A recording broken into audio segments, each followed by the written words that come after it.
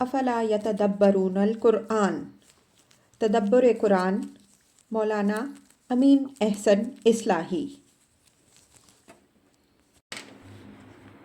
سورۃ الصف، بسم اللہ الرحمن الرحیم۔ سورہ کا عمود اور اس کا خطاب۔ اس سورہ میں خطاب ان مسلمانوں سے ہے جو پیغمبر صلی اللہ علیہ وآلہ وسلم سے سماع و طاعت کا عہد کر چکنے کے بعد اللہ کی راہ میں جہاد سے جی چرا رہے تھے۔ ان کو متنبہ فرمایا ہے کہ اگر عہد اطاعت میں داخل ہو چکنے کے بعد تمہاری روش یہی رہی تو یاد رکھو کہ تمہارا بھی وہی حال ہوگا جو یہود کا ہوا۔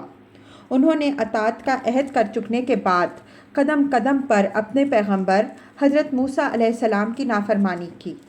اس کجروی کی سزا ان کو یہ ملی کہ اللہ تعالیٰ نے ان کے دل اس طرح کج کر دیے کہ وہ ہمیشہ کے لیے ہدایت سے محروم ہو گئے۔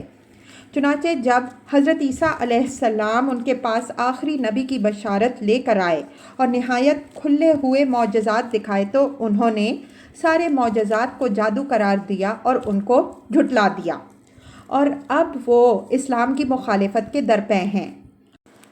حالانکہ اسلام ان کے اور مشرکین دونوں کے علی الرغم اس سرزمین کے تمام ادیان پر غالب آ کر رہے گا۔ اس کے بعد اس صحیح روش کی طرف رہنمائی فرمائی ہے جو مسلمانوں کو اختیار کرنی چاہیے اور جو اس عہد کا لازمی تقاضا ہے جو اللہ کے رسول صلی اللہ علیہ وآلہ وسلم سے انہوں نے کیا ہے۔ ساتھ ہی ان کو اس فتح عظیم کی بشارت دی ہے جو مستقبل قریب میں حاصل ہونے والی ہے اگر وہ اس عہد پر مضبوطی سے قائم رہے۔ آخر میں ان کے سامنے ان لوگوں کا نمونہ رکھا ہے جنہوں نے حق کی طرف سبقت اور اس کی تائید و رفاقت کی نہایت اعلیٰ مثال قائم کی اور دعوت دی ہے کہ پیروی کے قابل نمونہ ان کا ہے، نہ کہ یہود کا جو ہمیشہ کے لیے اللہ کی ہدایت سے محروم ہوئے۔ سابق صورتوں سے تعلق۔ غور کیجئے تو معلوم ہوگا کہ جس طرح پچھلی مدنی صورتوں میں منافقین کا کردار زیر بحث رہا ہے، اس طرح اس سورہ میں بھی انہی کے ایک گروہ کا کردار زیر بحث ہے۔ بس یہ فرق ہے کہ پچھلی صورتوں میں جن منافقین سے بحث ہے وہ اپنے نفس کی داخلی کمزوریوں کے ساتھ ساتھ خارجی بندھنوں میں گرفتار تھے، لیکن اس سورہ میں اس کے بعد کی مدنی صورتوں میں ان منافقین سے بحث ہے جن کی کمزوریاں بیشتر داخلی ہیں۔ مثلاً اس سورہ میں اور اس کے بعد سورہ جمعہ میں جو اس کے مثنیٰ کی حیثیت رکھتی ہے، حب مال و جان کی بیماری کی نشاندہی کی گئی ہے اور اس کو ان کے نفاق کا سبب بتایا گیا ہے۔ ساتھ ہی ان کے علاج کی تدابیر کی نشاندہی بھی فرمائی گئی ہے۔ سورہ کے مطالب کا تجزیہ۔ آیات 1 تا 4۔ سورہ کی تمہید جس میں ان لوگوں کو متنبہ کیا ہے جو نبی صلی اللہ علیہ وآلہ وسلم سے سماع و طاعت کا عہد کر چکنے کے باوجود اللہ کی راہ میں جہاد سے جی چرا رہے تھے۔ ان کو آگاہ کیا گیا ہے کہ اللہ تعالیٰ کے نزدیک یہ روش زیادہ مقبوض ہے کہ آدمی وفاداری کا عہد کر چکنے کے بعد اس سے فرار اختیار کرے۔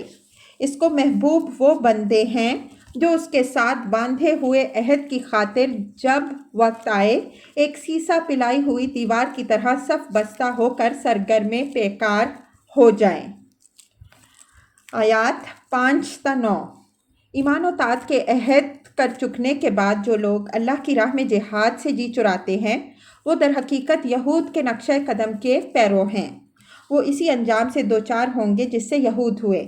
انہوں نے اپنے نبی کے ساتھ یہی روش اختیار کی، اطاعت کا عہد بڑے جوش و خروش سے کرتے، لیکن جب امتحان کا وقت آتا تو بالکل پھسڈی ثابت ہوتے۔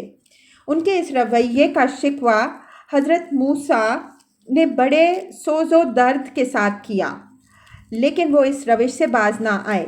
اس کج روی کی سزا اللہ تعالیٰ نے اپنی سنت کے مطابق ان کو یہ دی کہ ان کے دل کج کر دیے، جس کا نتیجہ یہ ہوا کہ وہ ہدایت سے ہمیشہ کے لیے محروم ہو گئے۔ چنانچہ ان کی یہی کج روی حضرت عیسیٰ علیہ السلام کے معاملے میں ظاہر ہوئی۔ آپ کا ظہور تورات کی پیشن گوئیوں کے مطابق ہوا۔ آپ نے نہایت شاندار معجزے دکھائے اور دنیا کے آخری ہادی کے ظہور کی نہایت واضح الفاظ میں بشارت دی، لیکن یہود کے دل اس قدر کج ہو چکے تھے کہ انہوں نے آپ کے سارے معجزات کو جادو کا کرشمہ بتایا اور آپ کی تکذیب کر دی، اور اب اپنے جھوٹ اور افتراء کے بل پر اسلام کی مخالفت کر رہے ہیں، حالانکہ ان کی یہ بڑی ساری خاک بازی لا حاصل ہے۔ اسلام اللہ کا نور ہے، اس کو یہ اپنے منہوں کی پھونک سے نہیں بجھا سکتے۔ وہ ان کے اور مشرکین دونوں کے علی الرغم تمام دشمنوں پر غالب آ کر رہے گا۔ آیات 10 تا 13۔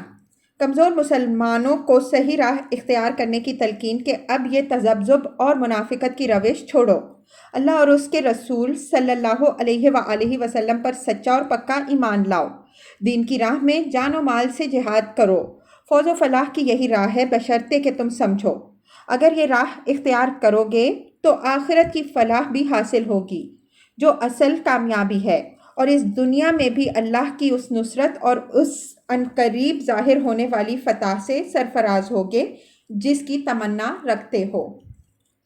آیت 14۔